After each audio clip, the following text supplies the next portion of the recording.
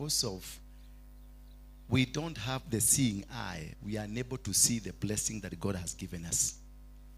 Most of us are in church, have been in church forever for those many days, but because the lack of that seeing eye has made us to really die in the wilderness. Bwana asifiwe sana. And I want to read the book of Mark 16 about the resurrection of Jesus Christ. And from there we'll be reading many other verses as God leads me. But I want you to be very attentive today. Because today I want to declare you are that other eye that does not see to start seeing. Hallelujah. Because you are not see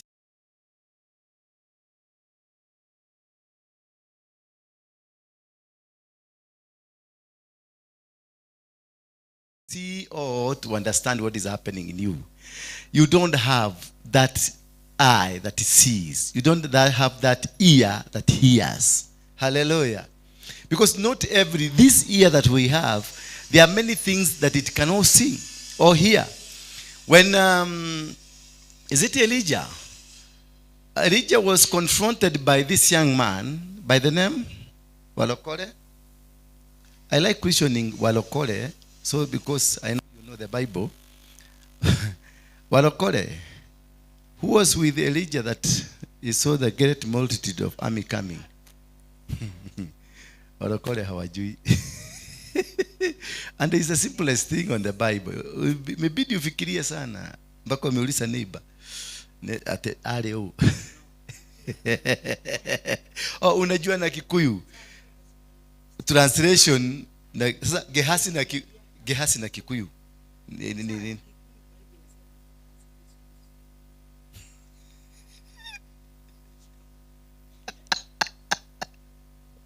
Kegwele dokani keko.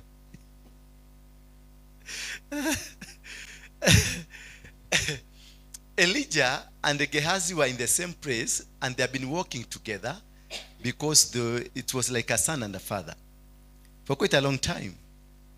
But something happened in the morning, one very early morning, and Gehazi came out of the house, and looking at the mountains, he saw a multitude of an army coming to destroy them.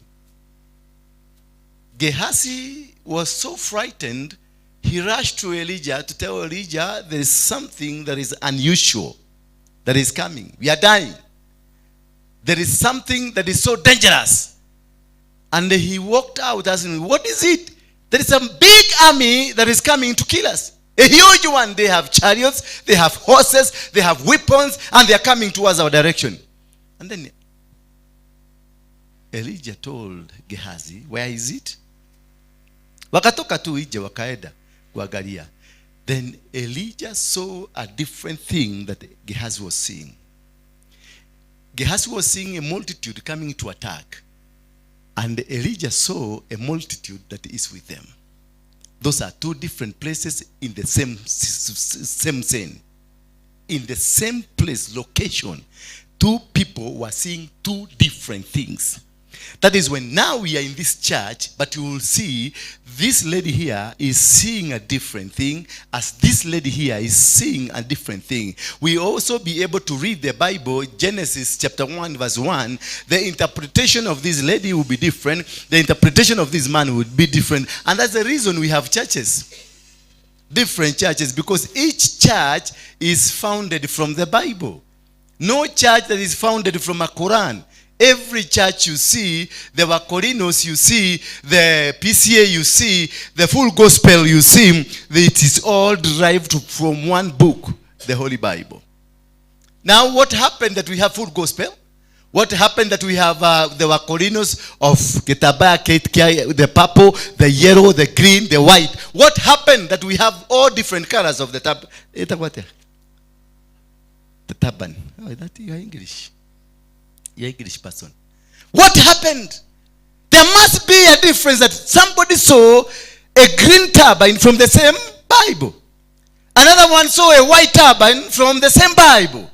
Another one saw a PCA church from the same Bible. Another one saw a Catholic from the same Bible. Why? Because of that difference of this ear that hears and this eye that sees.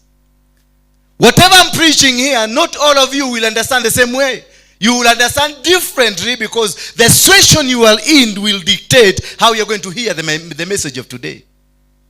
Because if you are sick, you will listen to my message and hear it from the perspective of being sick.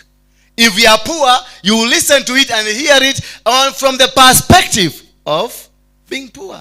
So every interpretation I'll do, everything that I'll speak here, it will be interpreted by you on a different angle, not because it is different, but because of the understanding and how your ear wants to hear.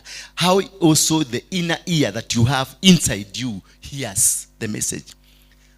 In the same context of the word of God, we have people who have stagnated in ministries and we have people who have grown in ministries. There are people that one word I will speak today will make you become a millionaire. At the same time, the same one word that I'll speak today will make you become poor.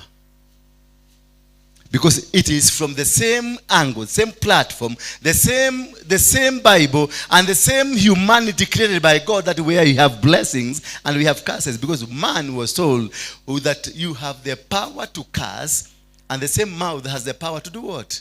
To release a blessing. So it depends on how qualified are you and how powerful are you in disseminating the authority of God. When you have an ear that hears from God, an eye that sees of God, then you are different from others. And that's the reason you came to church today. Because you think I have something different that you don't have, and you have something different that you need for you to move to the next level. So whoever that is anointed and he's given an authority by God, that person is not of you. That's why the Bible in the book of Jeremiah says that before you were born, I had set you apart. When you are set apart, it says that you are not an ordinary person. You are not a common person. You are not a usual person. You got something that others don't have. And that is why I am creating you so that this that you have, others don't have, you'll get it and then disseminate to them. Otherwise, you become a representative of heaven. And this, the Bible says, I want to do the Mark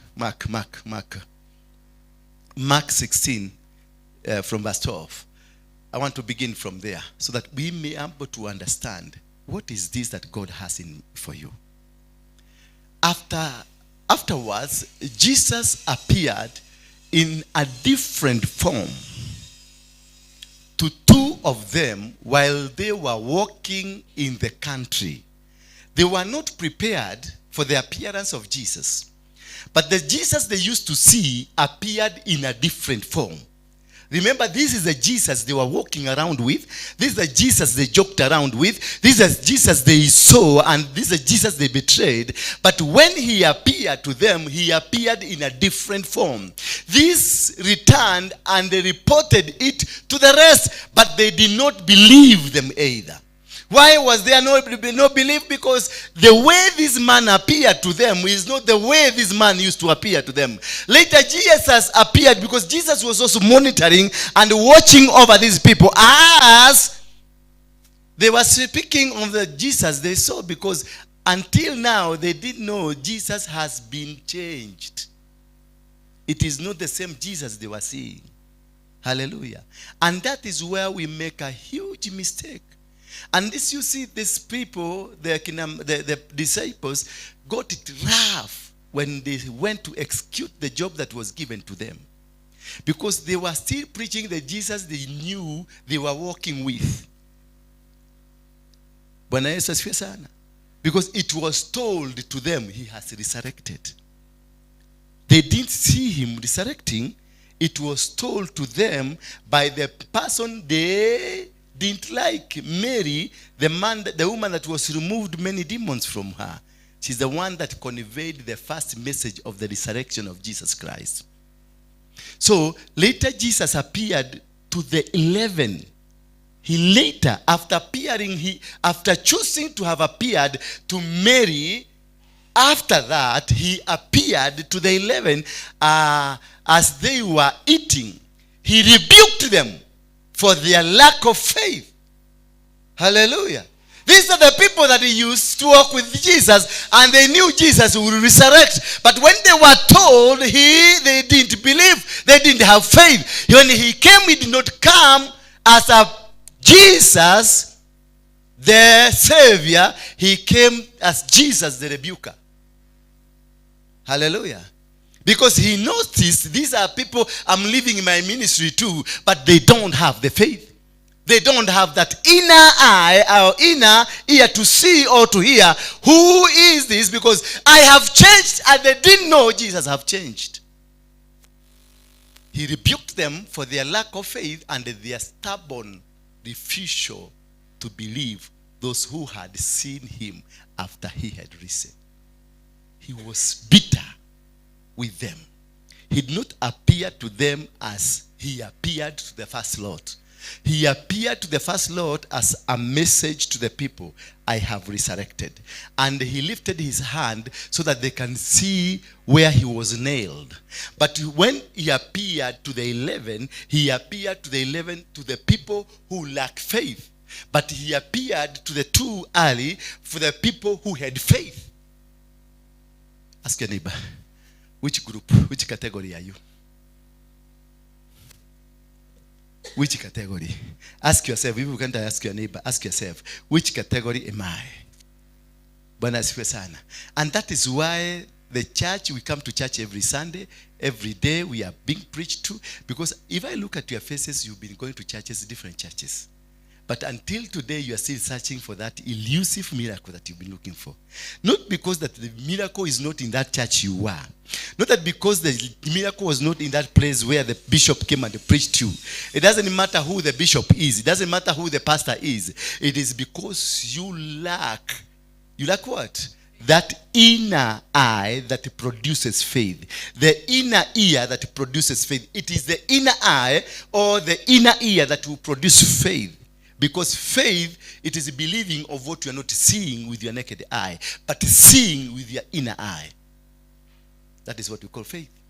So when they disputed the people that saw Jesus, and these are the people that used to walk and they believed in Jesus and did everything, and they saw the miracles of Jesus, when they were told that Jesus has resurrected, they were the first people to refuse.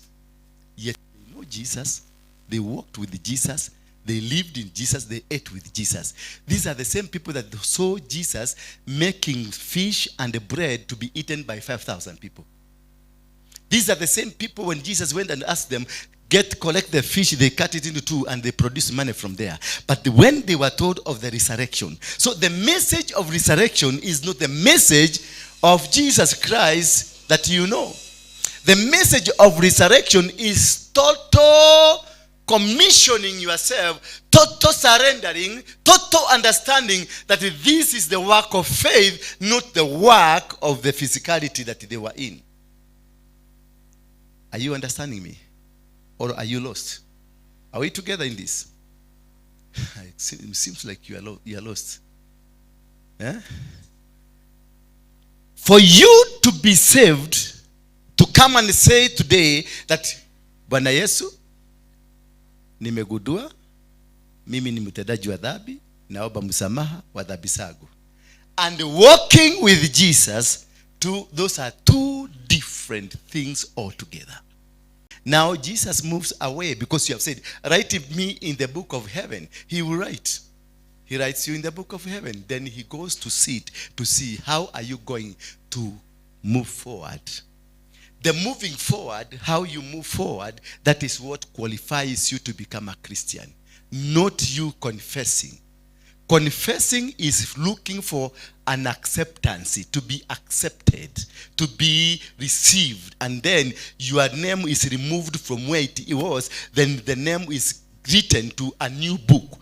And being written to a new book does not qualify you that now you become a son of God. Written into a new book is now a new chapter has begun where you will be scrutinized, where they will be watching over you, where they will be monitoring you, where there will be a register that they know today this is what you did, yesterday this is what you did, last week this is what you... Now this is the graph that will draw what you become later.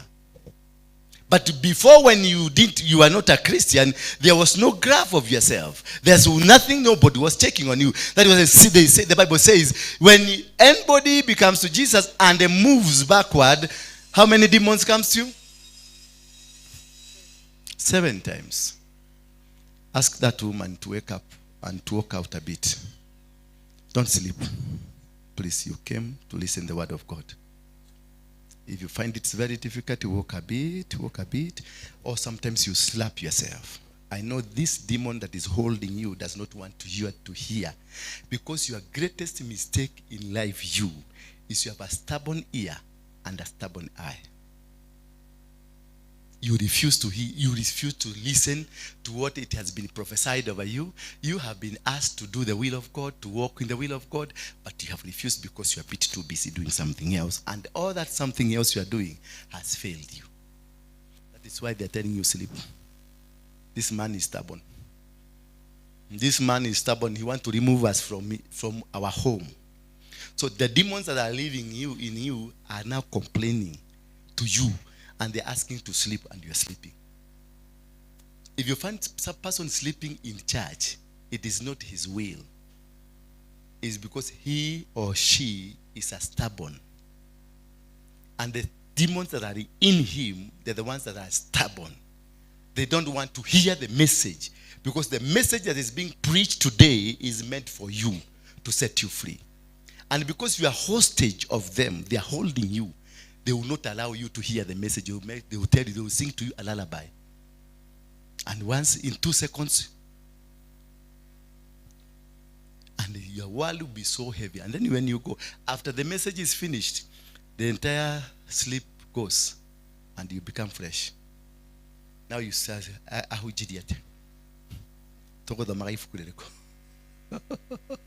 hallelujah. Bwana Yesu asifiwe sana. Move next. 15. Give me 15, please.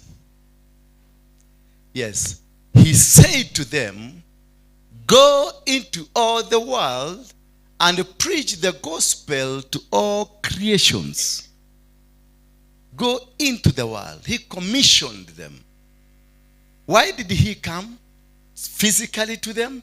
Because they didn't have an ear that can hear while he's not there. So the problem and the challenges that we have in our lives, it is not because we don't have. Hagar was in the bush and there was a well of water, but she could not see it until the angel came. Hagar was there and she was so thirsty and she was hungry.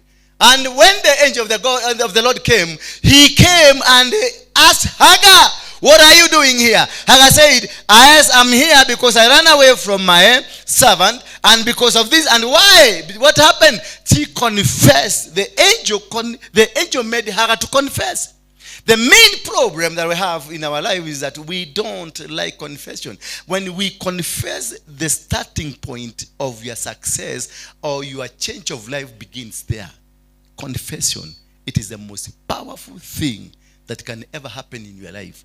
And if you see people are not able, you don't have the spirit that allows you to confess, is because you yourself, you are not ready to be loosed from the bondage that is holding you.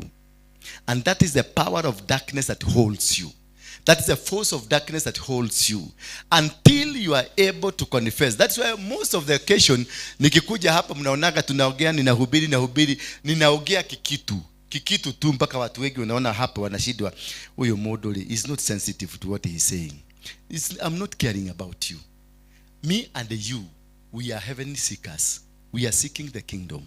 I'm not special than you. Bwana Yesu asifiwe sana. I'm not important than you. I'm an ordinary guy like you. And we, both of us, we are tunatafuta tiketi ya kwenda mbinguni. Hallelujah. Si yangu already ati imekatwa.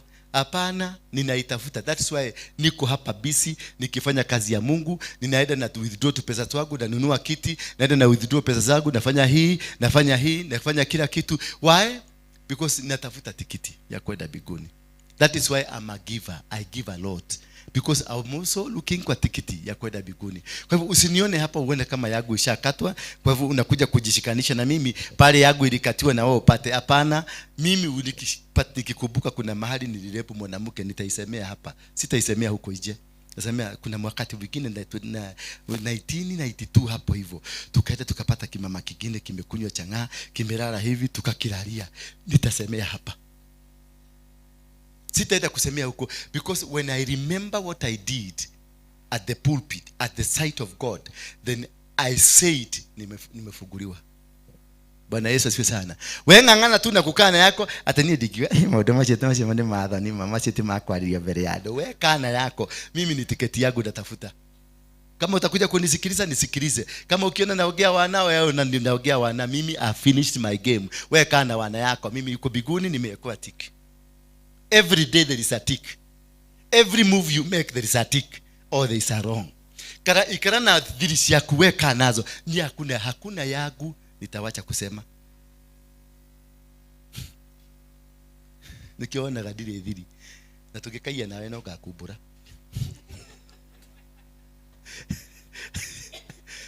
Then nitakusema ile kitu tulifanya nawe, nitakusema tu. I love my God. Nitasema ni wewe. Tulikuwa hapana, nitasema tulikuwa na huyu mama, tulikuwa mahali fulani, tulishikana hivi, tukafanya. Mungu wangu kule amekubali, wewe kana yako. Kule biguni Mungu. Be transparent. A Christian, for you to succeed. Kwa sababu hizi battle nyingi tuko nazo. Tuko na battles kwa sababu ya zile vitu tumeficha. Hii roho ni ya Mungu, anafaa kukaa, si ya uchafu. Bwana Yesu asifiwe sana. Hii roho iko hapa. Ni Mungu, ni nyumba ya Mungu, apate mahali pa kukaa. Si mahali pa kuweka uchafu ya venye ulifanya kile kimwanaume ulilala nakio, kile masegenyo ulikuwa nayo, ile vitu ulifanya, kule kwa mganga ulienda, kule kwa nini umeziweka hapa, umezificha atedehile ile ngoro-ini yako. Ngoro ti yaku, ngoro ni yao. Ni ya Ngai, ni nyumba ya Ngai. Hapo ndio anakaaga. So umemwekea uchafu, umemwekea maroho kama ya huyu, umemwekea maroho migi ya kupiga watu, ya kuongea vibaya. Hizo zote ziko hapi, taja ugedhieko. Alafu no si wewe, si kusema nilifananisha wewe na yeye. Yule tulitoa. So that is what I'm telling you. We must be able to be ready to say it. And when you are able to say it, ndio unakuta ile masikio yako ya kusikia Mungu yanafunguka. Wakati Haga aliulizwa na huyu malaika, akamuuliza, unafanya nini hapa? What are you doing here? Haga akaitika, what are you doing? How could it be very possible for the angel to know her name is Haga, but fail to know what she's doing? How could it be possible? Is that possible? No. The angel knew everything, but she wanted this woman to confess. Hallelujah. She wanted this woman to confess. Confession iko na power. Confession inafunguanga moyo. Confession inakufungulia macho. Confession inakufungulia masikio ya kusikia things that you don't see. The more you confess, the more the baggages and luggages umebebeshwa na shetani zinaenda zikianguka. The more you confess, kale kamse ile nyumba ya mtu uliagusha ikaaguka ukatajirika. Sasa na wewe umeanguka. Confess, say it. Wewe acha kuogopa. Say it. Si wewe, Mungu ndiye anakujua. Mungu anakuunderstand. Tiago ikara tikaleta hayo metio umetio gutangarago cia kiria jajago karaga umetio nani ukura kwa. Many of you are sick, not because you are sick, because kuna takataka zimewekwa ndani ya roho yako. Hizo takataka ukizitoa leo, ukubali utoe hizo takataka, ikuwe clean. Kama unaona kama umeenda hapa kajo ikikataa kuokota takataka venye kuna nuka, ikiondoa bado nasikiaga kuna uvudo. Hivyo ndivyo bado watu tutakuona kwenye uvudo, lakini later on utasikia sasa umekuwa msafi. Ginyoka igwa ni wahodha. Ginyoka igwa. Haga akaambiwa na huyu malaika, what are you doing here? Akamwambiaje? Mimi nilikosea, nilifanya hivi, nikufukuzwa, nimefukuzwa. Akaulizwa ulifukuzwa kwa nini? Kwa sababu niliogea matope. Kwa hivyo akaambiwa na malaika, rudi kwa huyo mzee utubu, na kwa huyo mama utubu. Na aliporudi akaambiwa ndani yako kuna kizazi. There is a nation in you. After she confessed, after she said, this is what I've done. And remember, kwenye kichaka hapo kulikuwa kichaka kikubwa, a big forest That is where she was. And there was a well of water, but she could not see it. Until when she confessed, akaambiwa hapo kuna maji kunywa. Bwana Yesu asifiwe sana. So there are many things that are hidden. There are many things that belongs to you and are around you until when you make it clear with God. That is the time you are going to see. Kuna utajiri mkubwa. Mimi naona mabilionea hapa, naona matajiri makubwa sana. But because you have not made it clear, you are not going to see them. When Hannah was spoken to, na akasema na akatubu, then everything happened according to plan. And that's where the prophetic word came. Inside you, there is a nation. Inside what? You. But she didn't know. She thought, she kept thinking this is a pregnancy. But it is not the same as a nation. Hallelujah. Hannah was praying for a child, but God was looking for a prophet through Hannah. So when Hannah kept asking from God to be given a child, then God never answered Hannah. Until this kina Penina wakamumoko, kamchekelea kila mtu kamchekelea, because Hannah was asking for what? For a child. But God was looking for a prophet through Hannah. If God has chosen you, my dear, that you are the one that's going to produce the next president of this nation, I'm telling you, you are not going to die.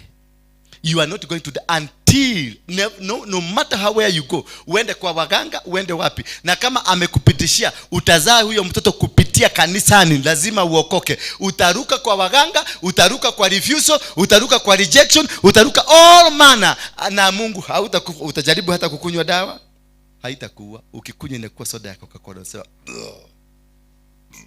unasema kama Baba Shirandula, na ni sumu iko kwa mwili.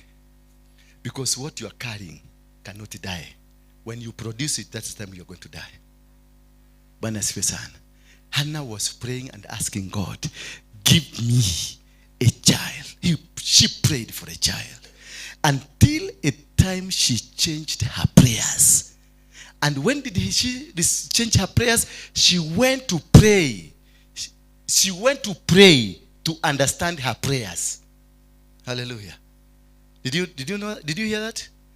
There's a time when you go to pray because you don't know. Your prayers have failed you. You've been praying, there's no breakthrough. You've been doing sacrifices, there's no breakthrough. You have given everything, there's no breakthrough. Now you go to pray over the breakthrough and over the problem that is affecting you. You go praying because your prayers are not going anywhere. You go praying, you pray for the prayers. Hannah went to pray for the prayers. Hello, sir. How are you? How was it? Ilikuwa rahisi? Thank you. Go get a cup of tea. That's my son. Yes. So, Hannah went to pray to ask God, why are you not hearing my prayer? Then God told Hannah, it is because your prayer is misdirected. Then she asked God, how do I do it? Hannah was told, I'm looking up for a prophet through you. I'm not looking for a child. I have so many children on earth. Then Hannah went to pray, asking now a right question. Father, give me a baby. Once you give me, I will turn the baby to the altar. What does that mean? Give me a prophet. And then the prophet will minister to you through at the pulpit as you wish. Because already a person by the name David was being birthed somewhere. And there must be somebody. David is being born somewhere. And David will become the king. So God was looking for a person that will come to anoint David. You are looking for a person that will come to become an ordinary person. Yet God is looking for a person that will anoint his king. Hello? Did you get me now? That God was preparing the coming of David. Now, Hannah, you are the person to produce the person to anoint David. Yet the person you are asking today, it is not the person that will come to fulfill the word of God. but a person that will come and see to join others. God was not looking for the person that will come to join others. God is not looking for you now that you come and join others. You have forced yourself to become others instead, an extraordinary person that is extraordinary created. Hallelujah. That is why you are suffering, my daughter. Because you are not an ordinary person. You are extraordinary person. You are born extraordinarily. You are not a commoner.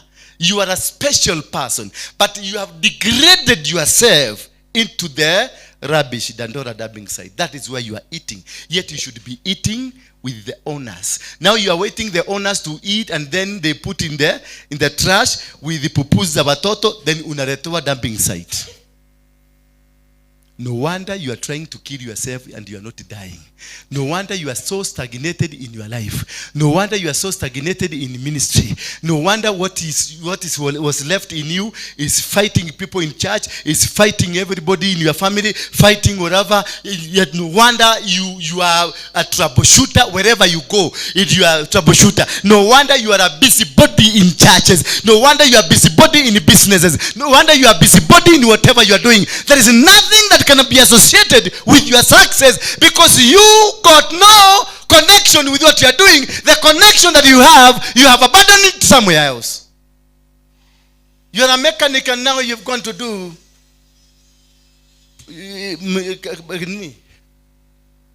Randa. Carpenter. It cannot happen. You must stick to your line for you to succeed. Gehazi was with the king and with the prophet of God, but when he went out, he saw something different. And when the prophet of God came back to him, he told him, the people that are with us are more than the people you are seeing. Then he said, well, no, we don't have. We are only 3 here. And we are tuko na wale wa kuchunga ng'ombe pale. What are you saying? Where are those people that you are saying you're talking about? No, he said, the people that are with us are more than those that are against us. Then he said, no, I can't see where you are, old man. You can't see. You're old man. The same thing happened to Abraham when he was with Lot. Abraham was the carrier of the blessing of God, and he decided to go with Lot. It is defying the orders from God. Because Abraham was told by his father, by God, that do not carry anyone of your household. Sometimes these family members, you abandon them. Sometimes there is this command that will come to your life. It's a boyfriend. Wachana na yeye. Sometimes there's this woman who come kwa life yako ni girlfriend. Wachana na yeye. Kuna mtu anakuja kwa maisha yako ni mke. Wachana na yeye. Kuna watu ambao you need to get the insight of God to understand who are these people. Because you come kutembea tu na hiki kimama ukaha. Unatembea na hiki kimama ati ni girlfriend, mnaidaga mmeshikana hivi. Poverty inaanza kwako. Shida zinakutembelea. Unaona nyejeshi hura nyoba. Unakuta kutembea tu na yeye, hakuna kitu, hakuna pesa yake na mimi niko na pesa yangu, kila kitu. Nobody is depending on enda hadhiko kuja hapa. Nobody is depending na yule mwingine, kila mtu ako na gari. Lakini the day tulishikana huyu, biashara yangu moja ikaaguka. Tukaendelea kukaa, biashara hiyo nyingine ikaaguka. Tukaendelea kukaa, biashara zote zangu zikaaguka. Hakuna mtu ana affect yule mwingine physically, but spiritually she is eating into me because you are carrying the wrong baggage in your life. Before you get an engagement to somebody, look at this somebody. Tembea naye hata kama ni miezi 2 3 bila kufanya chochote. Usimulete kwa maisha yako. Look at how your life is going to change. If this woman was brought to my life, anaweza kuja ni kama tu kama maskini, kanapenda tu kukura ovyo. Lakini kukaa na mimi tu, kukaa relationship yangu na yeye, in 2 weeks time or 2 months time, naona nimenunua gari. Na kaka kidogo naona biashara mpya imetokea. Kukaa kidogo naona kitu kingine mpya imetokea. Why? There are people that are connected to you carrying what you deserve. They don't need to be even your girlfriends. You need just to have a friendship. Santi. You need only to have a friendship. This man tells me that there is a woman alimwona tu kwa Facebook. Just in the Facebook. This man. Aliona tu mwanamke kwa Facebook, akaona kimwanamke kizuri, akikiambia hi, naye akamwita hi. Ni mama nani ali approach mwini wewe, uli approach ama ni yeye uli approach?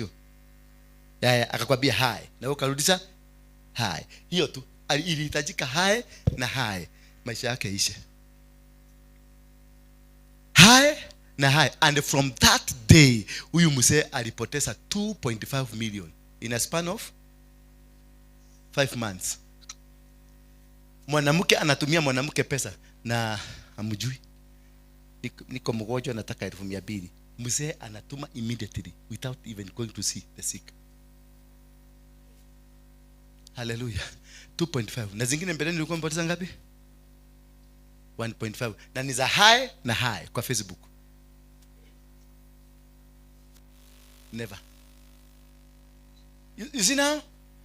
So when you don't have that inner eye, that special eye from God to see, and that special ear from God to hear, then you are going to lose everything. You are going to lose your life. You are going to be confused, and you will waste a lot of your time engaging on a wrong person in your life. Gehazi was telling Elijah. Gehazi knew who Elijah is. Gehazi knew Elijah is a prophet. They saw miracles. The miracles were done with him. They were walking together and the miracles were happening. But it reached a time. Akabia mse. Unauga teto nao. Wewe wena kiokoke. Yaani ati wale tuko na wao ni wengi kuliko wale. Gehazi anaona mlima imejaa. A whole mountain is full of flowers. Not flowers, but horses and chariots of people who are coming to destroy them. And this man, kwa sababu hajaamka mzuri, I think Gehazi aliona matogo ya huyu Elijah imejaa huko. Sasa Elijah anajaribu, najua mtu akiamka asubuhi anakuwa na sura mbaya. Ushai realize hivyo? Ni kwa nini tunakuwa na sura mbaya? Na mpaka kuangalia nakuta mtu anaangalia hivi kama nyangumi. Yaani kitu kibaya. Huyu Gehazi huyu nani Elijah aliamka, akatoka usiku, akakuja asubuhi akakalia, akaambia kijana, wale tuko na wao ni wengi kuliko wale unaona. Gehazi akamuuliza hao nao. Yaani kwa talama una wewe mzee. Ngani ukolile. Just the same way Abraham, Lutu aliuliza Abraham, akamuuliza Lutu akamwambia wewe mzee, hata wewe kichwa yako si mzuri. Tangu nikuwe na wewe, mimi ndio nimekuwa nikichuka ng'ombe, nimechuka busi, nimechuka kamia, nimechuka makondo zote ni mimi nimechuka. All these things is because of me. Unakuja kuniletea shida gani? All these things is because of who? It's because of me. Wewe ndio yako radio tidaka na hali ongea ajua kile kile. Hiyo ndio Abraham alikuwa anafanya, akicheza hiyo inaitangwa ajua ile chuchu. Unajua ile abego ile inazungushwa hivi. Kijana ndio kalikuwa kanachuga, ndiye alikuwa manager wa kuchuga mali ya huyu mzee, na ikazaana mpaka wakati kijana kakafikiria it is because of him ndio mali inazaana.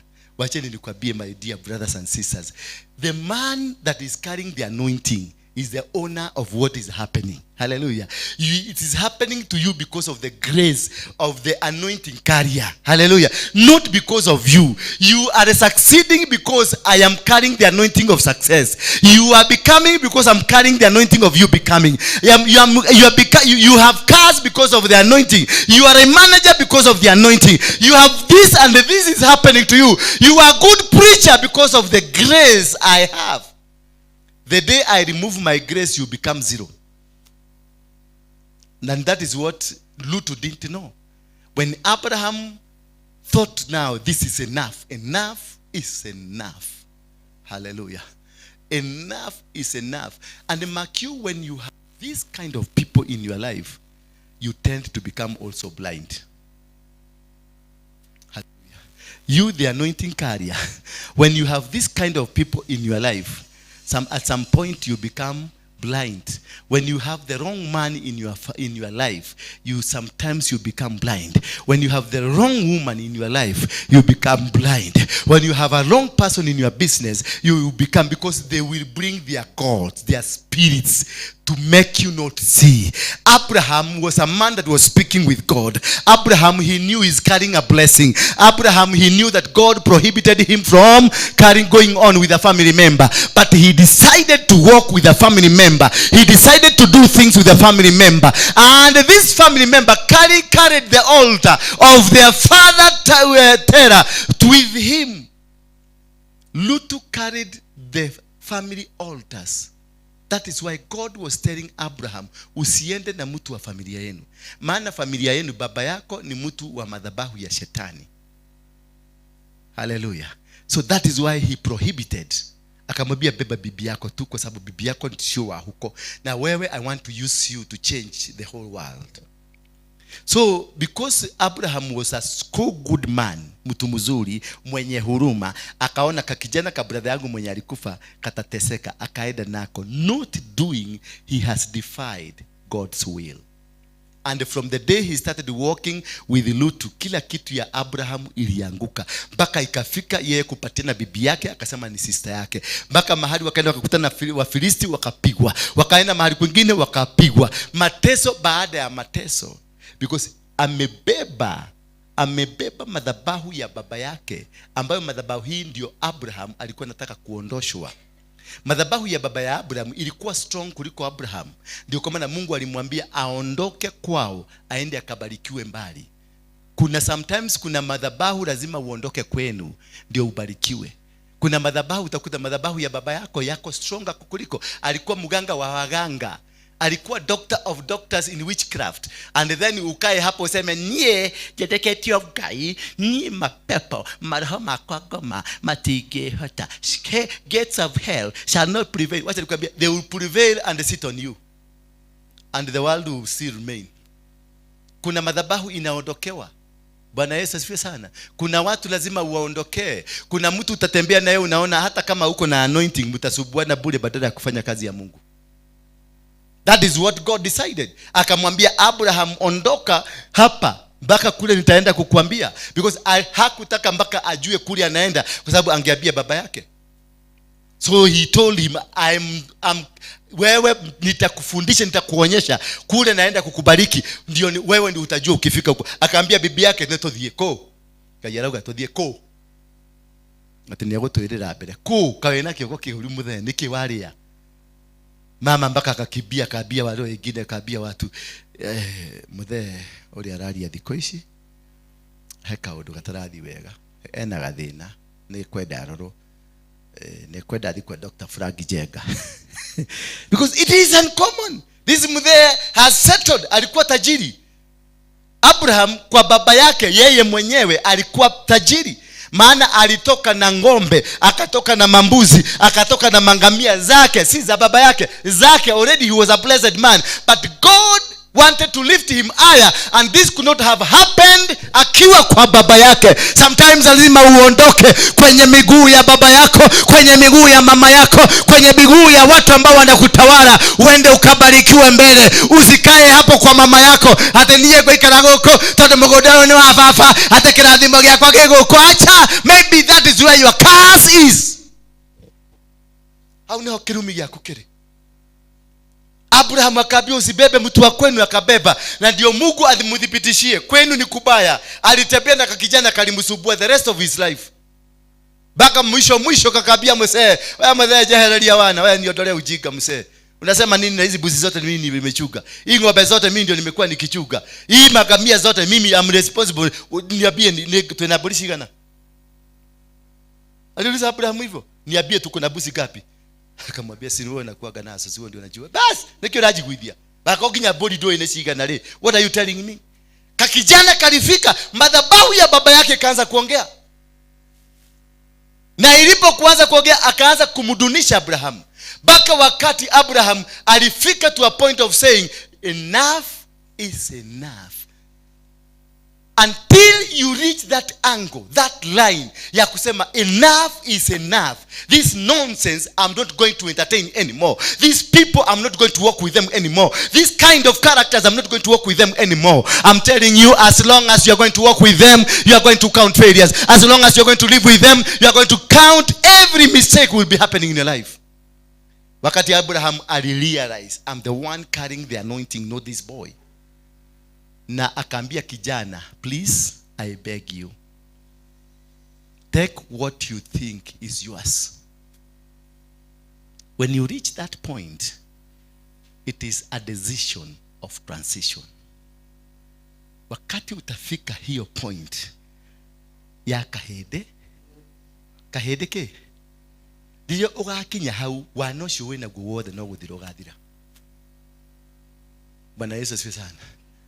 Your world will change drastically, and what has been so difficult for you, you will find it so easy. They were fighting over a piece of land.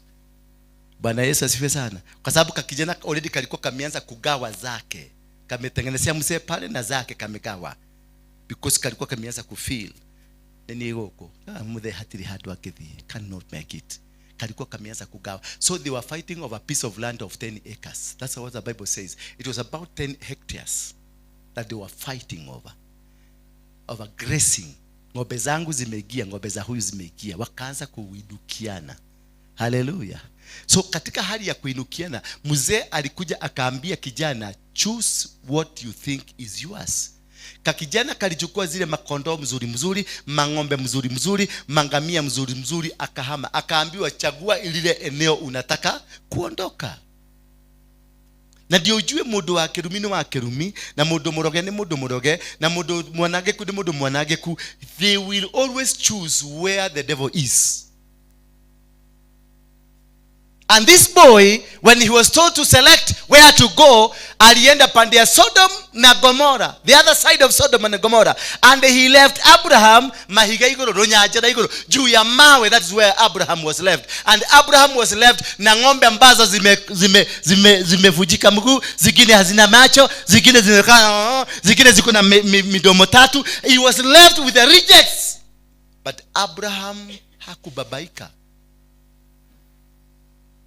Abraham had made an ultimate decision.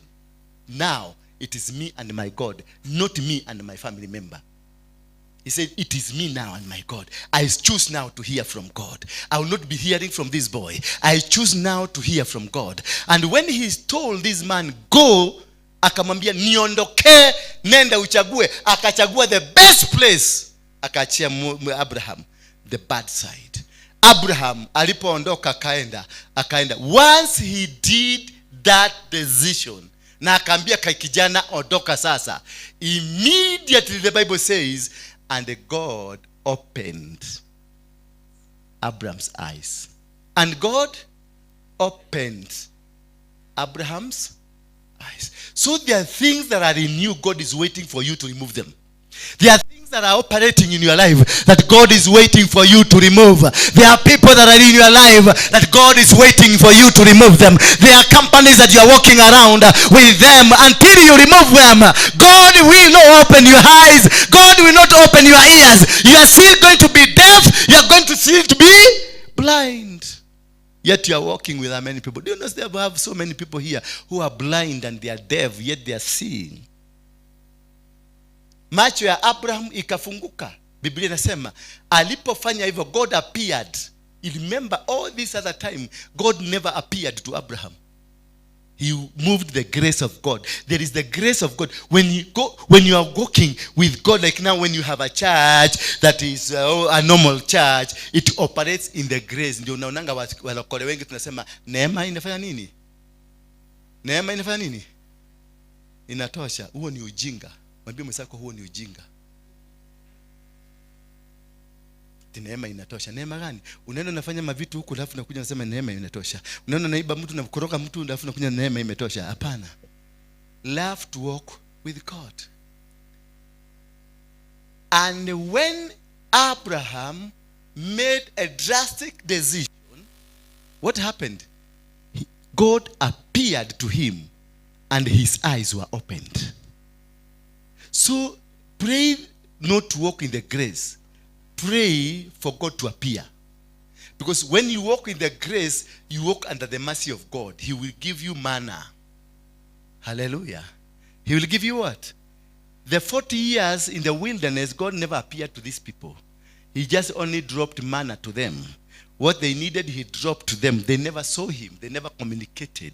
He himself had decided, I will be communicating in silently. I will be providing what they want. I will sustain them. But I will not fulfill the promise. When God appears to you, he comes with a promise. When Solomon did a sacrifice in the Mount Gibeon, after he did the sacrifice, he went down the stream, laid his hand, and as he was in sleep, God appeared to him. When Isaac, after he was stopped from going to Egypt, he returned to Bethel and slept somewhere, and God appeared to him after he did the sacrifice. When Abraham did the sacrifice in the Mount Moriah, God appeared to him. And in all the appearances of God, God comes with a promise. He asked Solomon, what do you want me to do? Hallelujah. He told, when Abraham did the sacrifice, God appeared to him and told him, you shall increase like the sand of the sea and the stars of heaven. When Job accepted the sacrifice from the Topaz's sons, God appeared to Job and he repaid the life of Job twice as much as he was. There's much difference between moving in the grace. When you are moving in the grace, you operate in a limitation. But when you are moving in a promise of God, you are working on what you are seeing. These are the promises. Abraham was told, you will increase like the sand of the sea, like the stars of heaven. But when you are operating in the grace, there is no promise. You don't see, you don't know where you are going. And you can only activate the promise of God by doing a sacrifice, not an offering. By only doing a sacrifice. A sacrifice, it is a command from God, not a discussion from your heart. A command from God. Go surrender that car. Abraham was told, give me your son, the only son, the son that you love. It is a command. A sacrifice is a command, but an offering is a discussion between you and your heart. A sacrifice attracts the promise of God. An offering attracts the grace of God. Those people who sacrifice, they are more strong and they are more powerful than the people of the offerings. Until today, the place called Bethel, if you go and step there, where Abraham did that sacrifice, that is where Jacob went and laid his hand and God's opened, the heavens opened. Sacrifices opens the heaven. Your heavens are always opened by the sacrifices, not the offerings. Offerings that which you went and discussed after getting the salary and discussed with yourself and they said, this is what I'm going to give to the church. Then you separated. That is an offering. A sacrifice, there is no negotiation with yourself or with anybody. It is a command from heaven. Go take this title of land to my son. And once you obey it, and the sacrifice is a test from God on obedience. Hallelujah. A sacrifice is what? A test from God on the obedience. After all these things, God decided to test Abraham with his son. Hello? So if you hear a voice speaking to you, and this can only happen to you if the ear that you have is not an ordinary ear. This can only happen to you if the eyes that you have are not ordinary eyes. For the ordinary eyes, you will not be able to make a move. The ordinary ears, you will not be able to make a move because you will not hear from God. You can only hear from God if your ear is able to hear the things of the Spirit. And if your eye is able to see the things of the Spirit. Hello. Bwana Yesu asifiwe sana. Because God will come to you whispering to you. And if the God comes in your life through a whispering, and you are ever busy doing things, you are ever moving, you are ever jumping, you are ever busy, you will not hear him. That is why God asks us to meditate. When you are doing meditation, do you do meditation noise making? No. Meditation, you do it in a separate place, a private, a cool place, so that God will speak to you and you will be able to hear from God. You will never be able to hear from God if you are still making noises. You will not hear from God if you are still jumping down and up and down. You have to find time. For Christians, don't be so busy. Find some time. Find a day. Stop. Come out of that job. Find a day. Go and sit alone with a pen and a paper, a notebook. Bahali peke yako. Usiombe. Don't make noise ati kushida ukiomba. Najua tunafikiria tukienda milimani tuende tukishida. Oh baba nakuomba. Enda korera. Oh kai wakwa. Oh kaka, kuna mahali kule tunaenda hapa kwa mlima unakuta mtu ako ngapo ile. Unasikia watu wote wanasikia. Na ukisikiliza ni oh kai wakwa. Oh kai wakwa. One full hour. Oh kai wakwa. Nikio lake moria. Wacha ujika maombi kini ya ufara. Kwenda ukienda kwa mlima. Mlima si maombi mingi. Mlima ni kwenda kukaa. You have accepted, umekubali. Kutoka kwa njia. Ukiona umepata neema ya kuweka bagi hapa, umeenda kwa mlima. Already Mungu ameanza kufanya kazi ndani yako. Ameanza kuprepare message yako. So go sit down. Enda huko rara. Prostrate. Rara kabisa, funga macho. Ingia kwa usingizi, atapitia kwa ndoto. Atakwambia ama kaa tu hivi peke yako, utasikia kikuzungumzia. Na everything kwa mlima unaipata, andika, because that is a message from God. Andika tu, itakuja kuwa fulfilled. Lakini ukienda kai waku nikieka no tawe ni kai waku. Kaandika yule koyo. Hallelujah. Bwana Yesu asifiwe sana. Don't make noise. Relax. Ukikuja hapa, ikia kwa kakona kamoja pale, wacha kukuja hapa kukaa. Na siku nyingine nikapata na mtu ati ni kuchati na chati hapa. Hata kama ni music unasikiliza, si hapa. Hata kama unasikiliza Yesu akihubiri mwenyewe, si hapa. Enda ukasikilizie kwako. Kwani kwako hakuna network? Hapa kuja kaa pale kwa kakona, badilisha hiyo kiti, angalia huko. Sikiliza Mungu anakuambiaje. Sorry, aka notebook ama uope.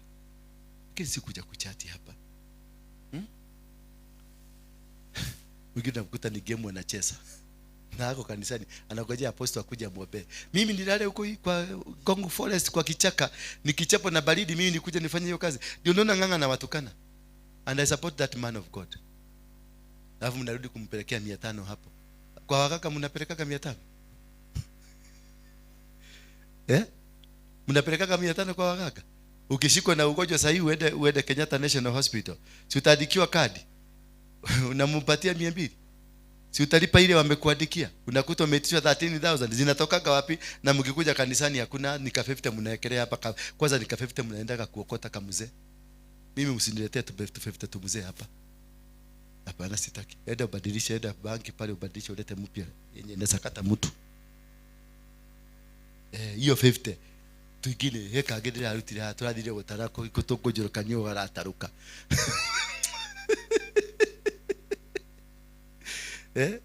Nini nitawaletea nganga? Si niwaletea nganga siku mbili hapa. Mnataka nimulete? Nitamulete. Nitampigia simu leo. Nimulete awatusi matuta.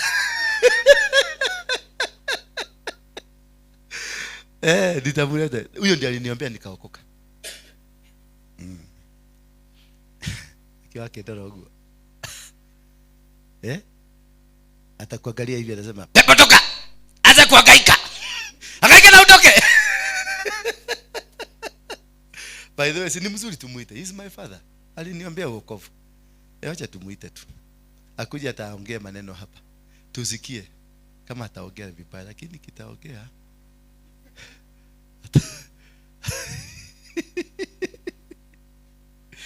Uzuri ataiba ibo. Gogoro alimulisha Elija.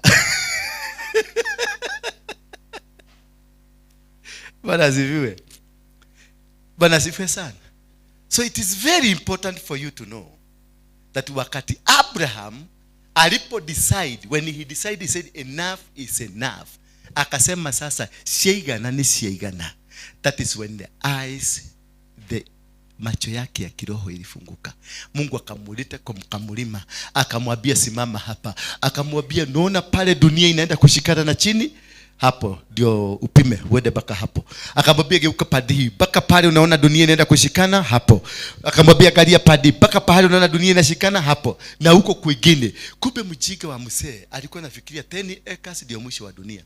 Most of you unafikiria hako kama hicho naishi ndio mwisho wa dunia. Kumbe dunia yote ilikuwa yake na walikuwa napigana na kajamaa hapa. Kajamaa hata hakajui ni nini kanafanya. Some of you are fighting battles that are hopeless, useless, what that is not worth you. Na unangangana hapa na maobi ya kufuga watu, maobi ya kusema watu wasikuje, maobi ya kufukuza watu, maobi ya kufagia watu. Ujika na hii kazi kubwa hii. We are 52 million Kenyans and 7 billion citizens of the world. Ni 7 nema tumepata. Yeah? Tuko 7 billion, 8 billion. I think we are 8 billion. 8 billion. The population of the world is 8 billion. Na te ha ni uka guikara goko, uikara ya gate no igete ogo, ogireria andu matikaigire goko. Tamaroka gwaku. Nduthi wake gaku uhikagereria andu na kiria. Imagine. Tumeambiwa tuhubirie Kenya alone tuko 52 million. Na hapa kanisani tuko watu 20. Na unavugiria watu 20. Na kundi kuna watu 52 million. Kenya, dunia mzima tuko na Yesu alisema atakuja kila mtu akisikia. Na unasikia mchaina hata unaenda ukapia mchaina, do you know Jesus Christ? What is that? What computer is that? What phone? Na Yesu ugiria kama kada kwa ithira na adwothe maigua kiugo. Ojoke ugate mane mama hida ma mwisho. Yesu hakuye goka ndari hakuhi. Reke ndimwire for sure, for free. Jesus is not anywhere near coming. Kama wachaina na Waindia wajaacha kuabudu ng'ombe, hatire wewe ni urakua. Wewe ndio utakufa, dunia itaendelea. Na kama ungekuwa weherere andu aria angi nigetha tukinye kwa mushaina. Tondu wira waku utugoko kwokire. I'm not in any way referring to this place, but I'm using this because that's where I belong. Ati umefugia watu, tuko watu 50 hapa na umefuga ile mlango, umekaa hivi ati watu wasiingie kwa sababu wewe uliingia, wewe unataka kukua hapa peke yako. You see now, those are the bad side of a Christian. Kama kunaweza patikana jina lingine tunaweza kuwa tukitumia, ninaweza kufanya application mbinguni tupatiwe jina lingine. Tusiitanishwe na watu hawa wanajiita wa Kristo, barokore, matuta. Mtu ni Mkristo, badala upende bosi yako Jesus Christ, umpende, umfanyie kazi mpaka akiwa mbinguni afurahi. Wewe ile kitu napiga, yule mtu anakuja kuita ati mimi ni wa Yesu unampiga, mimi ni wa Yesu unampiga. Ukelewa hao siari, ukelewa hao mami. Wahekoni ndare hado kwa Yesu uyakoka kama hurari na keno wa Yesu ri. Do we belong to the same Jesus? We don't. This is a place where you should open up your arms to everybody. Na mtu yote na profess Jesus unampenda. Mimi tukiwa Mungiki tulikuwa tunapendana. Wacha nikwambie, tulikuwa tunapendana. Twalidie tunaga dai turumane na tukudane wenda ni ukireta kutoka atuturumane dai nyumba turumane na tukudane wenda ni ukireta kutoka. Tulikuwa tunapendana hivi. Bosho yako adetoka nyorana ati bosho kamoja hivi kakiaguka chini tunamenyana, kila mtu anakula kamoja. Ukienda kwa baa, ukiingia hivi, wakati tulikuwa tunaenda kwa baa unakuwa nasema chafua, hebu ile mesa, angalia hiyo mesa, waita kuja angalia ile mesa yote. Unaona ile mesa, sikutaka kujua ile wanakunywa nini. Unakuta kuna mtu mwingine anakunywa Hennessy pale, na Hennessy moja ni ya shilingi 10,000, na sikutaka kujua. Unaona michupa pale ya green, ya brown, ya nini, zote zimejaa hapo. Masmanoff, wengine wanakunywa maguarana, wengine wanakunywa nini, zimejaa kwa meza. Lakini sasa Mkristo sasa hapa niseme tuchagie huyu mama pesa ya laji, hakuna hata moja atatoa hapa. Uende kwa boma yenye imekufuo, mama ni wa kwenda kanisa na baba alikuwa mlevi, ile pesa itazikana hiyo nyumba ni ya walevi, si ya kanisa. Ya wa kanisa itakuja shilingi 2,000, 3,000 ikienda sana. Ya walevi itakuja shilingi 400. Sasa ni nani ataenda mbinguni?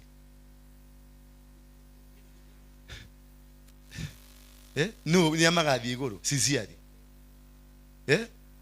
Baine ukiingira baine wambaga kwirwo ni urite kanyama. We tarehe kanyama kale ka gacamuka gacamuca hau kabo kari ukahuna. Taingira guku kanitha-ini kindu kia mbere ni kwamba uguo ehumbite. Ngoka kugeithia apostle. Urokihetio gioke na gakuo gathaka ino ni gakinyite haha. Wewe ngoma ya biu. Urohetio koro na riu tunyamu tungi ucuriti haha ucoke wihake to maguta wega na kanwa gaku gago gatunihite wega ta kioski yako gakora wega hanini uguo we riu niwe shaitani nyina wa mashaitani.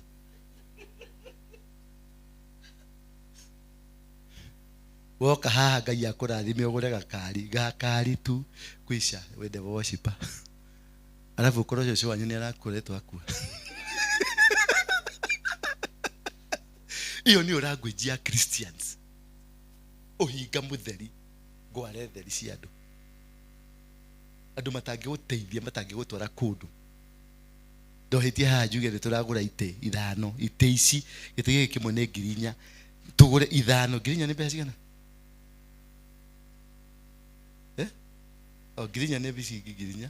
Oh ite 4 ni mbeca cigana?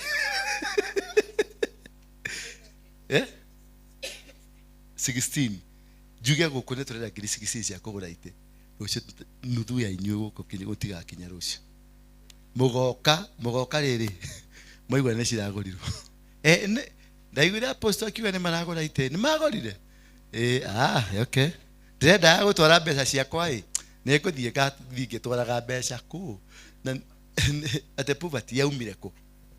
Where did you get poverty from? No.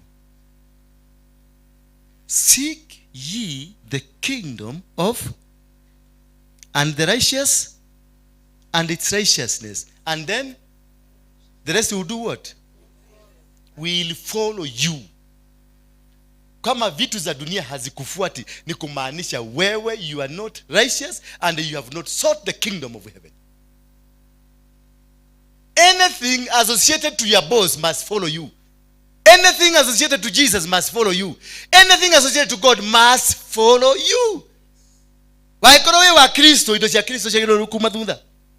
Waikoro we wa Ngai indo cia Ngai. My Father in heaven is the owner of what? Gold and silver.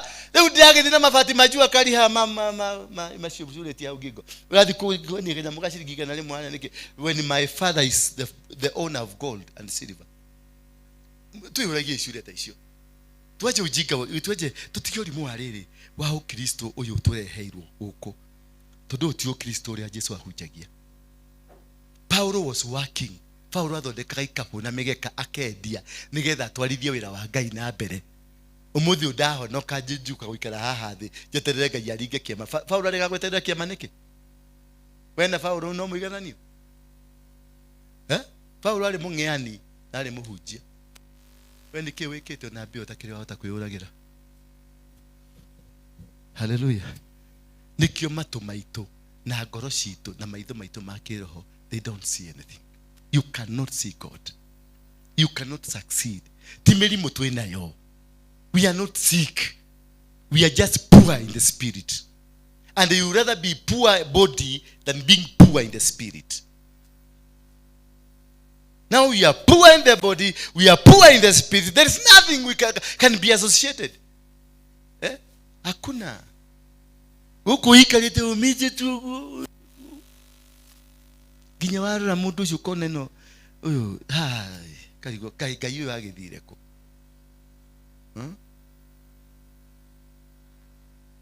Tajira mundu ikataga mundu kanitha-ini nikio rathandurira naho. Ni pesa. Nekera. Rona tare to kiri ratara. Ni togo katono titotire watara katene. Turabanga kogo tuike. Hallelujah. Te imagine mundu kanitha-ini teno uko church hapa, a member of this church, proud of your apostle, ni dia kwa apostle dora. No akija guku akora apostle adore medete apostle ni mokite agia kuma na guku medete apostle togo edete apostle ukaje kumarutira wira uria mekuma guku mathi na niwendete apostle. Tatuwe wameta si wewe uliwaita venye ulipenda apostle nao walipenda apostle na wamekuja kama wamependa apostle, so you are sons and daughters of one father. But now wewe ukaje weshirira gaka gya guthi nigetho tigo ikarire gete wewe ngoma kana weke. That's a devil reincarnate. Nio ni ngoma yagirwo gukumithio na njira ciothe possible na kwa hote kithia ikinyagire tutamukanyaga kanyaga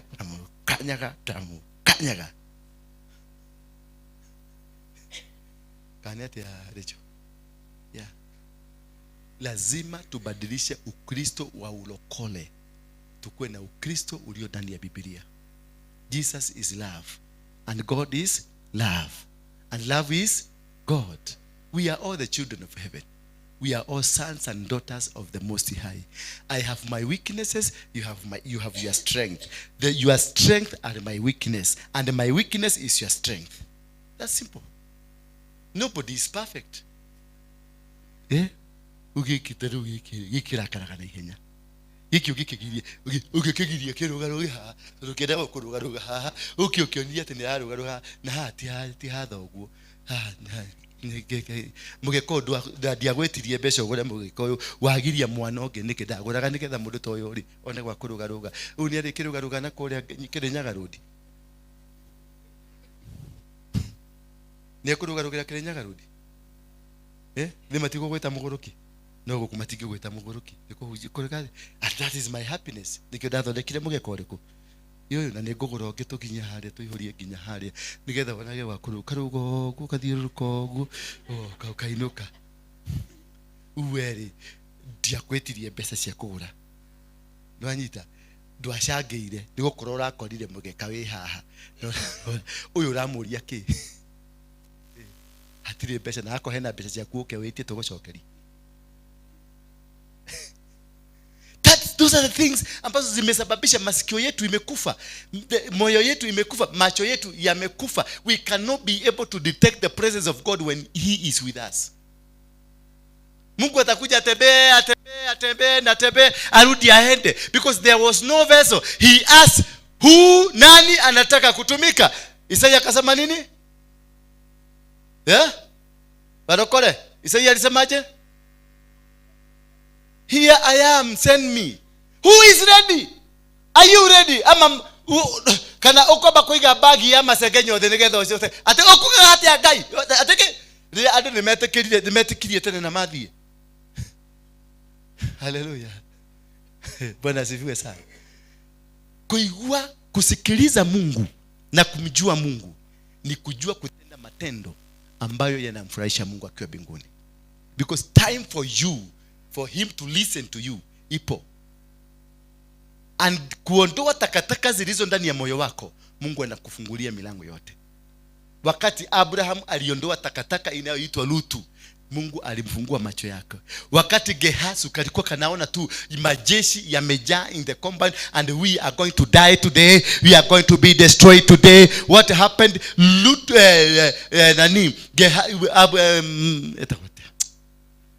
Elijah akaamuka akaambia kijana, wewe kijana inaonekana wewe umelala kichwa kimelala. Akamfungua, alimwelilia higura maitho. Alipomfungua macho hivi, Gehazi akaona kile Elijah alikuwa naona. You can only be able to see what I'm seeing kama macho yako itafunguka. Lakini kama ulilete hapa masegenyo, kama ulilete hapa kubackstab, kama ulilete hapa kupiga watu, kama ulilete hapa kuombea watu mabaya, you will never see what is in me. You can't see it. Ogotora na thina, ogotora, and in the next 2 weeks, 3-4 months sitakuona kwa hii kanisa. Tutakuwa tukipitana na wewe ukienda kwa nani? The latest munabii ule atakuwa. Because nyinyi hapa 90% of you, all the prophets of Nairobi mko na namba zao. 90% of you hapa, all the prophets. Prophet what? Prophet Wanogo, Prophet Wagoko. Prophet Wagoko. Modo no Wagoko. No Wagoko. No Wagoko. Hizo manamba zote mko nazo? Prophet Kanyari uko nayo? Ati hii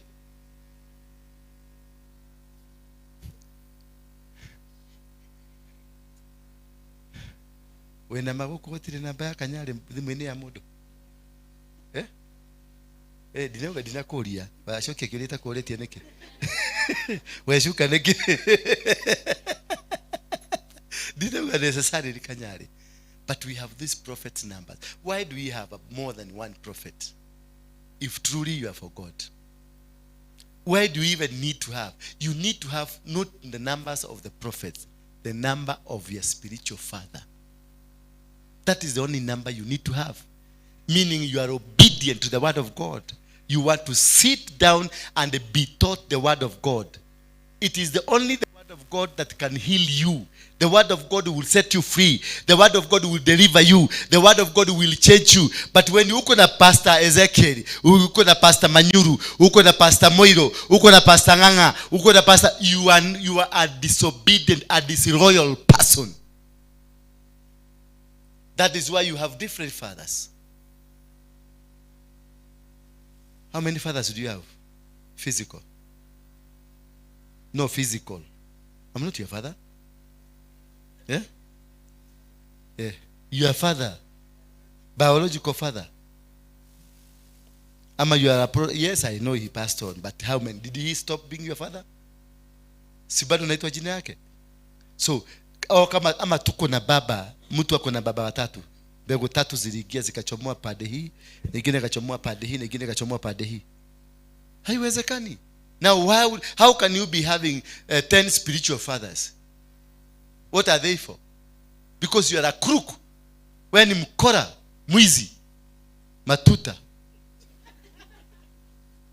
How can you have 10 spiritual fathers? What are they for? To balance what?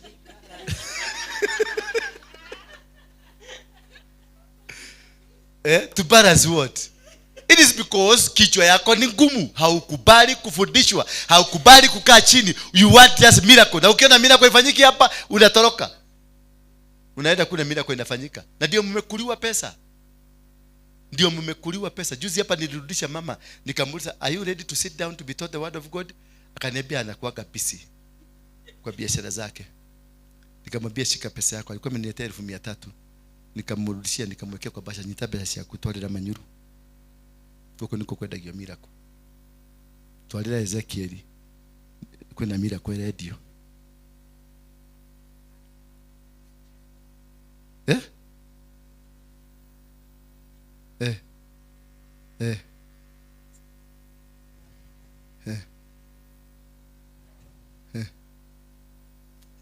Rudisha. Hiyo ni mafuta ya Manyuru na maji. Na sasa ameanguka kifafa. Na mafuta hii kufanya kazi. Sasa si alikuwa naye kwa bag na alianguka akiwa nayo.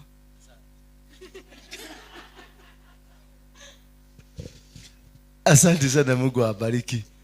Bwana Yesu asifiwe sana. Sasa mnataka mlete sadaka, leo nataka tuulizane maswali. You have a question, I'll be given the microphone, you ask the question. Si ndio? Yeah? Na utaulizia hapa. Swali yote nitakujibu. Hiyo ndio deliverance nafanya leo. Sasa leteni sadaka hapa. Leteni kwa mikono yangu.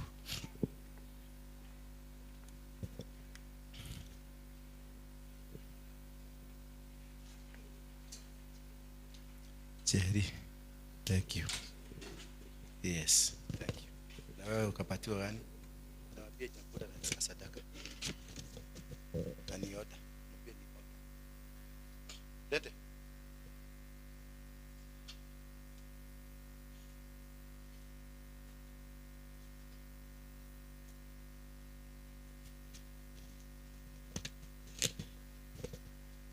Abrogia no tidia no tiko.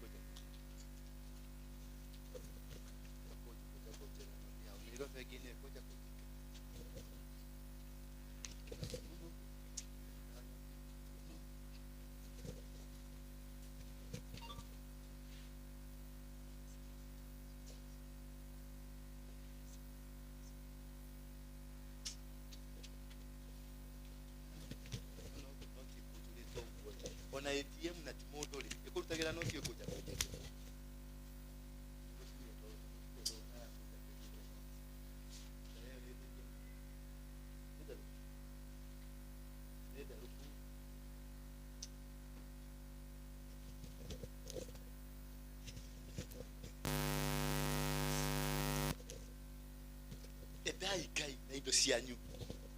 The Bible says worship with what?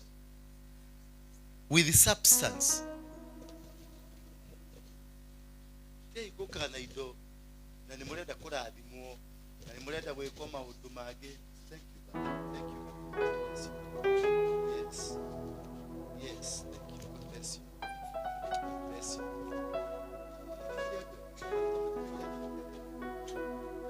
Very soon. Yes, I do. Very soon. Well, ninaoria murathi morori next week na muthina mundu uyu kigogona giake ke moro uyu tukuhingurira. Thank you. Ndronire wina kigogona kenene muno moro.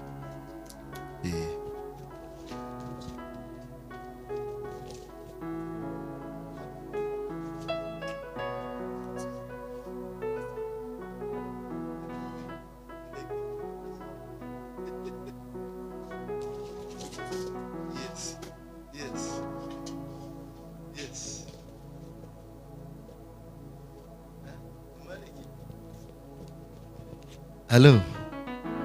Nikioreda. Muhamwe. Nikioreda. Betawate. Apostle Esther. Apostle Esther. You will see me. Karaha apostle. Karira getegeke. Tajora bese yishirora. Ando yekeremo.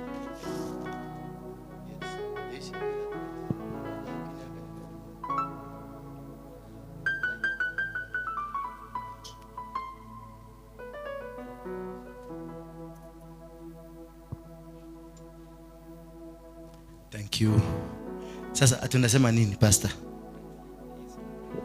Dotoa tukare haya kido hivete kare tupoketi.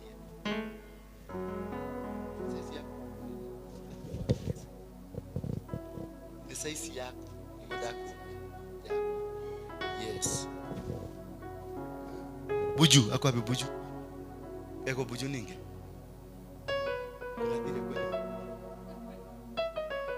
Buju nitie ni buju kagadire kana kwani kake kanyuka kamunyuika da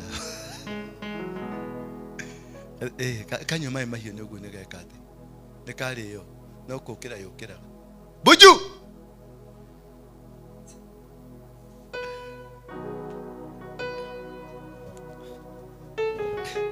kasia getuka ifuku itekerete.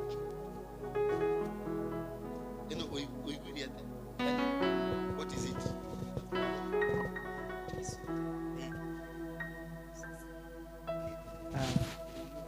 Nilinunua on Sunday. Saa mimi nilipokuja nayo, nilikuja mpaka nayo huku. Ulikuwa nayo Sunday? Nilikuwa nayo. Tena ukarudi nayo? Sasa ama ulinisoma? Nilitoka huku, nikaenda nikanunua. Sasa nilirudi. Tulikuwa tumesimama hapa nikasikia sauti, lakini mimi nikaenda nayo. Mimi kutoka nikienda nyumbani, miguu yangu kutoka hapa ikakufa chini, ikakufa. We, buju yako wapi?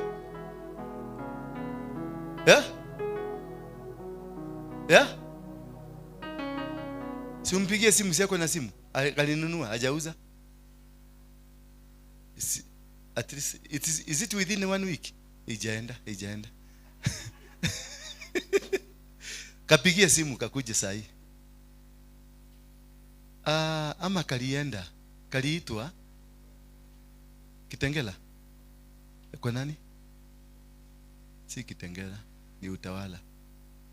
Kwa Chiaredi. Akameenda. Sasa akataka kuja kuvatu. Nimejua kaliniambia kanaenda huko. Wacheni kuangalia hii iwezi kutosha wewe. Sasa pastor, ati miguu ikafanya nini? Ikakufa. Hii ni abuju, msichukue tafadhali. Mungu amemkumbuka. That is the most. Niwaulize swali. Sunday nilisemaje? Sunday nilisemaje? Yeah? Nilisemaje Sunday? ati utaanza kubariki wenye wanafanya kazi ya Mungu, utaanza kwa pepi. Asante. Nilisema from this nita reward. Haka ndio haka. Wewe kuja. Wacha na wewe kuja kwanza. Karona aduma. Sasa hapa tumesimama tuko ngapi? Niko mmoja. Si umeona tuko wawili? Amesema mmoja.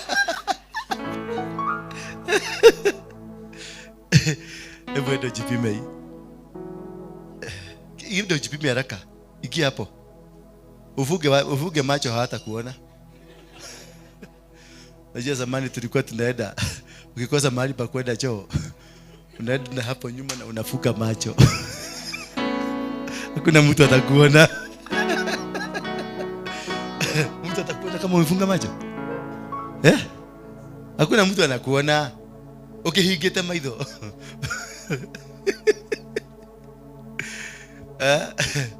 So, miguu ikaenda. Sasa Saturday sasa nilipoenda nyumbani nikalala, usigizi ikuji mpaka allowed saa 6. Na nikasikia sauti nyingine imeniambia nilikuambia aje. Sasa on Monday sasa nika make decision. Hata Monday nilikuja mpaka town. Nilikuja mpaka huku. Sasa nikarudi tena. Sasa kesho nika make a clear decision, nikasema hii ni sacrifice.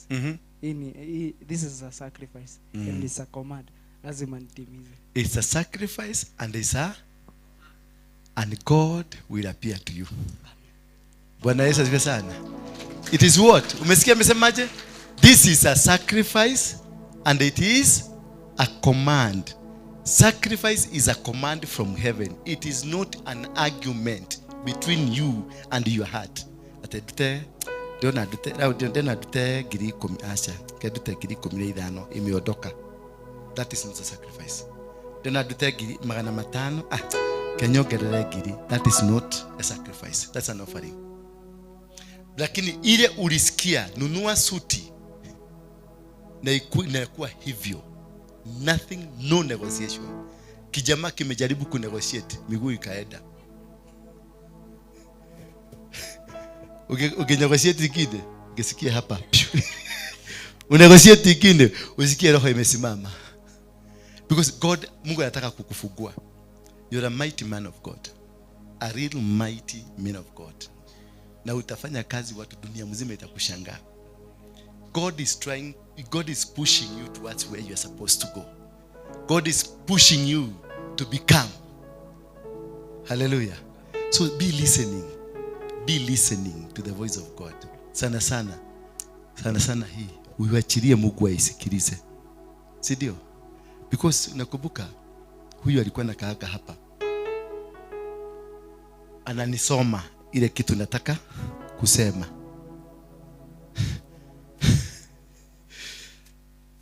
So alikuwa ndani yake alikuwa mganga.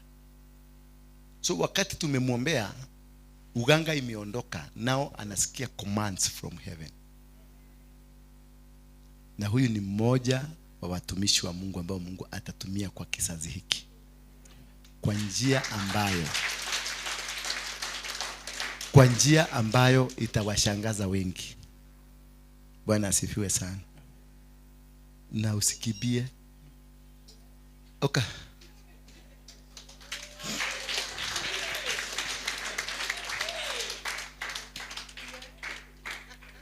Kaa kama tajiri, wacha kutembea hivi. Tembea kama tajiri. Kiatu hauna? Ulipeleka wapi kiatu? Na by the way, kwa sababu nakupatia kama mshahara, unapelekanga pesa wapi? Your brother. Salary yote inaenda kwa brother yako? Yote? Mnagawana katikati. Kwani unalipanga school fees ya pesa ngapi? Unalipanga school fees? Jibu swali yangu. Mnalipanga school fees ya pesa ngapi? Ujui? Na nusu unatoanga ya pesa ngapi? Na nani alikwambia utoe nusu? Nani alikwambia nusu ni gani? Na ulijuaje hii nusu ni gani kama hujui school fees ni ngapi? Umeona hii ni ukora iko hapa. Anatoaga nusu lakini hajui school fees ni pesa ngapi. So what informed you about the nusu? Nini kuinform about hiyo nusu?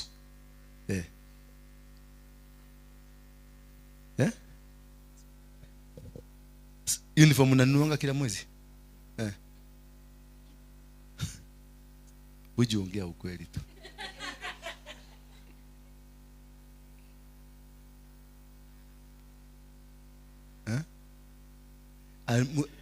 Analipianga school fees ya pesa ngapi? Anasomanga shule gani? Kuru kwa Ruben school anasomea gani? Transformer. Si Transformer ni ya community? Lakini si ni ya community. Nani social? Koki. Ni nani social worker wa huko? Nitafutie social worker. Upatie ule na upatie jina ya huyo brother yako, namba ya shule, tutafuatilia. Na nikijua ni uongo, buju tutakosana na wewe. Kwa sababu huyu mtu nampatiaga mshahara. This is the most royal person kwa hii kanisa. Sasa nasikia vibaya nikiona nataka ku deviate from me. Kama kuna mtu na huyu akiniambia kitu, huaga naifanya immediately. Hata kama kitu ni ya milioni, aseme hii tufanye, toa milioni moja tufanye. It is true. Huyu ndiye alikuwa the mwizi sugu Nairobi wa bunduki. Aka kijana kalikuwa kanalalisha matatu mzima. Kanapora matatu mzima kakiwa peke yake na bunduki ya AK. Kanaambia mtu jipore. Wekelea hapa. Alafu kanaambia toa nguo zote. Ile ni wapi mlitolesha watu nguo? Wapi? Hapa tu town. Zote. Walienda Noi. Nguo unatoa zote. Anabeba ndio aende akatolea pesa na huko mbele. But this guy I trust. Very loyal. Tumemrekebisha mpaka amekuwa mtu mzuri, lakini sasa anataka kuongea uongo. Why? Naongea ukweli. Sasa. Sasa umeona tumeliwadi mtu wa kwanza. Yeah, this is the most royal person in this church. Most royal, yani mtu tuna roho safi, nampenda tu roho safi. Hana ubaya na mtu, hana uadui na mtu, hajawahi piga mtu, hajawahi dhurumu mtu, hajawahi sengenya mtu. Yani hata umdhurumu bado unakuta tu kamefungua mdomo kanacheka tu na wewe. Na umekafanyia mabaya, kanacheka tu. Bwana Yesu asifiwe sana. This is huyu nawaambia, this is the person I trust most hapa. Baada ya Kenya mwishi. Sasa unasikiaje? Nani atamununulia shati mpya? Na tai.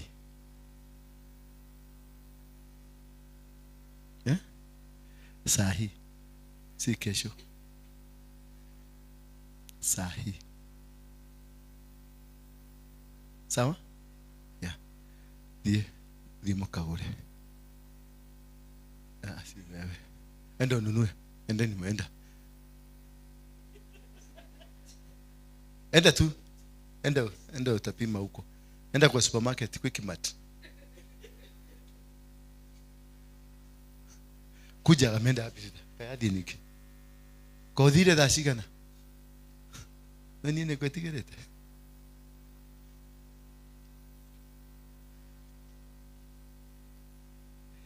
Leo wewe kwenda gaya wewe. Unataka Mungu akufanyie nini? Saizi siko kwa job stable juu nafungika sana maybe kwa kazi ya Mungu. Gakorore ge ka sasa ka leo ili make sasa niombe ruhusa kama jana. Sasa nataka kupata place nitakuwa sasa free. Kwa kazi ya Mungu nimtumikie Mungu. 100%. Yeah. Umtumikie Mungu. Yeah. Nyumba unalipa? For now kanga kwa mdosi. Yeah. Kwa hivyo ukiwacha kazi huko utatoka. Yeah. Mdosi atakufukuza. Si ndio? Yeah. Sasa hii mshahara yako na ulipi nyumba, ndio kwa maana unaweza kununua suti kama hiyo. Yeah. Kwa hivyo kama ungekuwa na nyumba ungeweza kununua suti kama hiyo. Ningenunua. Ungenunua na nini? Na hiyo ndio ingelipa rent. Kaa hapo. Una hapo huko. Kaa tu. Mungu anakukoroga. Wewe kubali tu kukaa hapo. Ukorogeke. Na usikimbilie tu kwa sababu umeambiwa uko na mafuta. Nenda pole pole, usidanganywe na hawa. Wasikwambie sasa umeiva. Watakuvuja. Hawa wako na plani mbaya juu ya maisha yako. Watakuvuja. Sasa wewe endelea. Masomo mmaliza? Bado nasoma. Mmaliza. Wale waliingia kwa class ni hao ndio watu wale niliona wananipa heshima. Wale waliingia kwa class, muendelee na class. Nitakulipia mahali kwingine uende. Si ndio? Sasa wewe endelea tu hivyo, acha nikumwagilia mafuta ndio uanze kuruganio.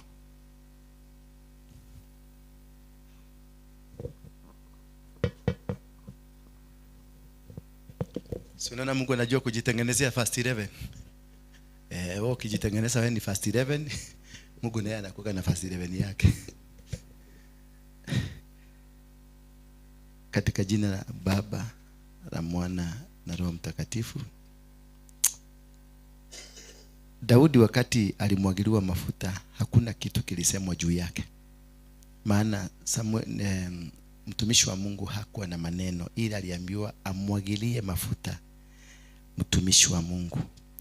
Hayo mengine yote Mungu alikuwa anajua itakuwa ni gani. Mungu alijua what is the end result. Yeye Mungu ndiye anajua kujitengenezea.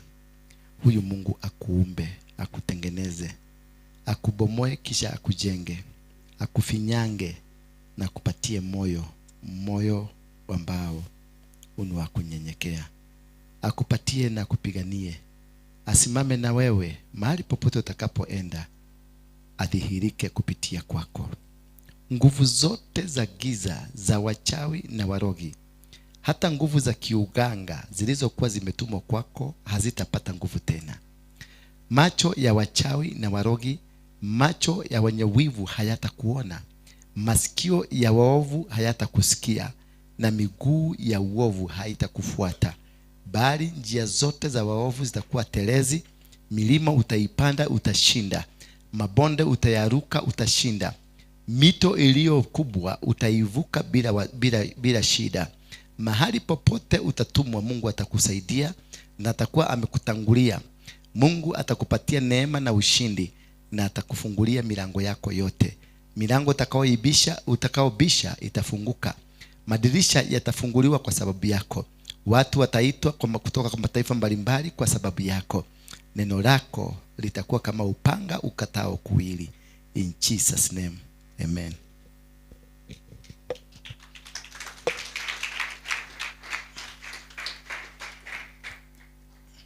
Thank you for your obedience. Mungu akubariki. Yes. My friend, how are you? Come. You are feeling free? Are you feeling free? Yes. Are you feeling free?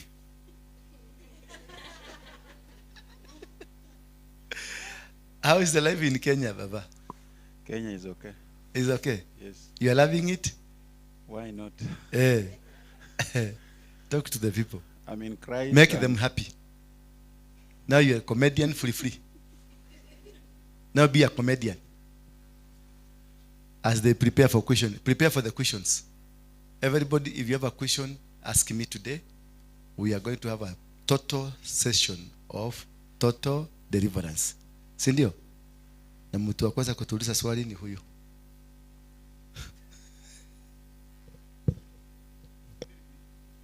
Hallelujah. Hallelujah. Clap for yourself. Clap for yourself.